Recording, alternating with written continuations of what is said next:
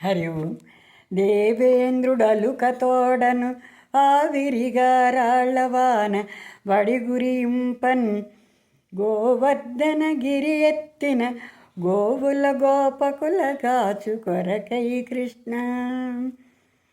హే పరమాత్మ, హరే శ్రీకృష్ణ, గోవర్ధనగిరి ఎందుకోసం ఎత్తాడు అన్నదానికి చక్కగా ఇక్కడ చెప్తూ మనందరికీ తెలిసినదే అయినా శ్రీకృష్ణ పరమాత్ముడు దేవేంద్రుడు నీ ఎవరు పూజ చేయలేదు అని, అంటే నన్ను ఎవరు పూజించలేదు అని దేవేంద్రుడు అనుకుని కోపం వచ్చి ఆయనకి అప్పటికప్పుడు వడగళ్ళవానని కురిపించేశాడు.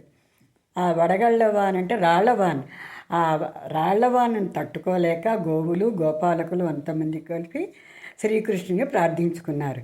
తక్షణమే శ్రీకృష్ణ పరమాత్ముడు ఆ గోవర్ధనగిరి పర్వతాన్ని ఎత్తి ఆ వాన తాలూకా రాళ్ల తాకిడిని తప్పించడానికి తన భక్తులైనటువంటి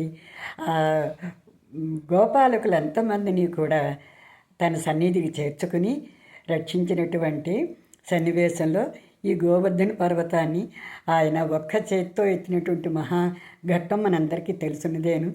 ఈ యొక్క విషయాన్ని మనం మళ్ళీ మరొకసారి మననం చేసుకుంటూ ఆ ఘట్టాన్ని కళ్ళ ముందు స్మరించుకుంటూ ఆ శ్రీకృష్ణుడు పాదార చరణార విందములను నమ్ముకుంటూ సర్వే జనా సుఖినో భవంతు. సర్వం శ్రీకృష్ణార్పణమస్తు. స్వస్తి.